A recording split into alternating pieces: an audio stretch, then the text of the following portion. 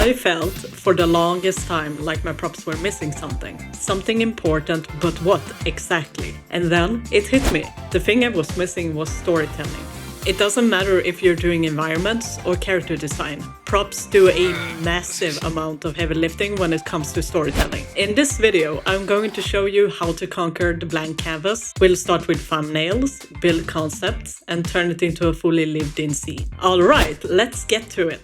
Before you grab a pen, make sure to create a reference sheet and add some keywords. This would be your North Star to follow. Alright, with our reference sheet as a guide, let's draw some thumbnail ideas. I'm designing Gabe's campsite, and if you missed me creating this reference sheet, you can check it out via the link in the description. We are going to do everything in flat from view and use the symmetry tool to quickly nail down our big shapes. You can either sketch this down or use solid silhouettes to get the overall shape of the design. Figuring out your design in a teeny tiny format where it's incredibly easy to iterate. This process will become your best friend. When you strive for flexibility early on, design changes won't feel as massive and you won't be as attached to a single drawing.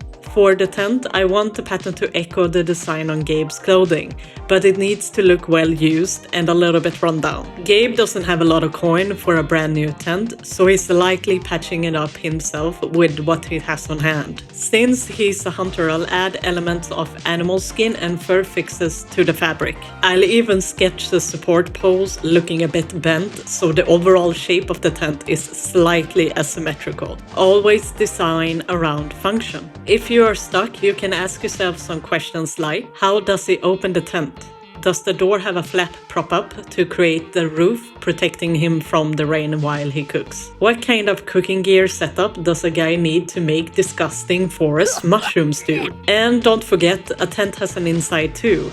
You can make thumbnails of interior props the exact same way as the exterior ones. A pro tip, while you're designing your structure, you can add your character right next to it to check the scale. I also started designing a couple of flasks for his camp.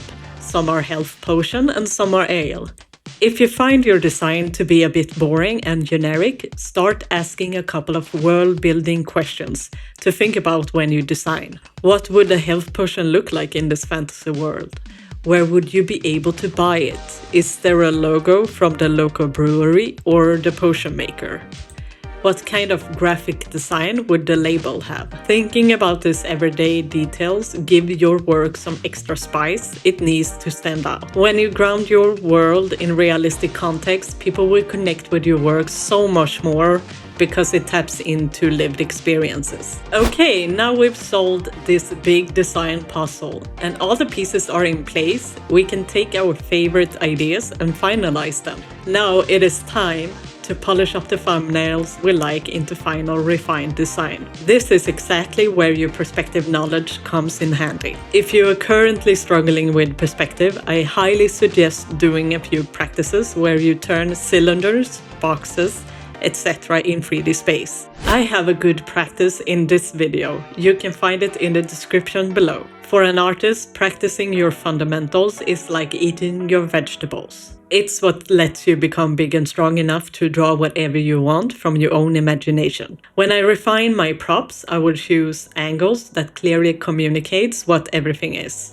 And don't you forget to drop your character next to your structure for scale. With our individual props fully done and figured out, we can finally put them all into a single scene, a diorama to give them real context. I start with a rough sketch first to nail down the composition. I'm mapping out some surrounding vegetation around the tent to sell the idea that this is in the deep forest. To make this diorama feel truly lived in, you have to think about how this character is living their everyday life. Are they tidy and orderly, or a messy little goblin? If you're stuck, look at what's closest to you, like how you or your friends is living for inspiration. It can really spark some ideas on how a character might store the gears. Okay, let's get back to Gabe. Gabe is an absolute slob. He barely takes care of how he looks, so his camp should reflect that chaos as well. A little bit of garbage here and there won't hurt, right? Let's just hope that it will not attract any monster flies or anything. Once the grayscale sketch is ready, I will copy it 4 times to create some quick color thumbnails. Remember, the more you try to solve in a tiny scale, the less headache you will have later. Pro tip: a great way to add color to a grayscale sketch is to use color and overlay layer. This lets you splash around with color non-destructively and test out different light scenarios in seconds. From there, I will pick one color scheme and start refining it into a finished painting. And there you have it, the final messy Trash Panda campsite in all its glory. Did you enjoy this more design-focused breakdown?